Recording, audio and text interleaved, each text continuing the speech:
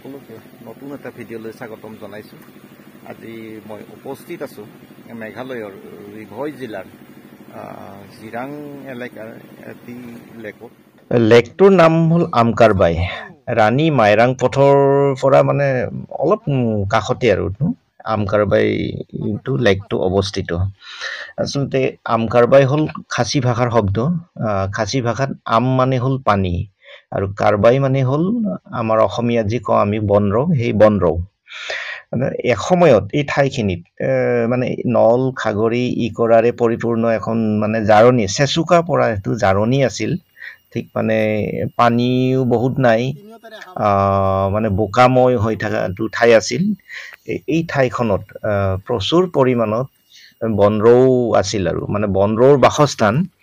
আৰু বনৰৌৰ বাসস্থান হোৱা বাবে খাচীসকলে এই ঠাইখনক মানে আমকাৰবাই বুলি কৈছিল।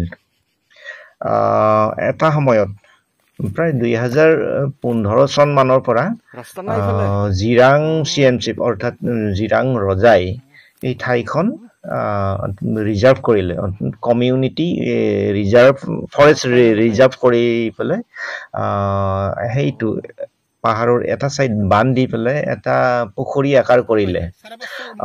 আচলতে এই ঠাইখিনি প্ৰথম মানে পুখুৰীৰ দৰে দেখা হৈছিল যদিও ঠাইখিনি কিন্তু বহুত বহল আছিল। ক্ৰমান্বয়ে তাৰমানে ঠাইখন অলপ খান্দি পেলাই ডাঙৰ কৰিলটো। ডাঙৰ কৰাৰ পিছত ই ডাঙৰ এটা লেকৰ দৰে হৈ পৰিল।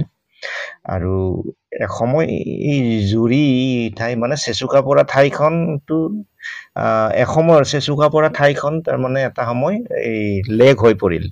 এইটো নাম দিলে আমকাৰবাই লেক। এই লেকটোত 2017 চনত এটা ফেষ্টিভেল পাতিছিলতো, আমকাৰবাই পোচান ফেষ্টিভেল বুলি পেলাই। 2017 চনত যি ফেষ্টিভেল পাতিল আৰু দ্বিতীয়বাৰ আৰু পাতিব পৰা নাই। এইটো অৰ্থনৈতিক কাৰণত মানে সেইটো হ'ব পাৰে।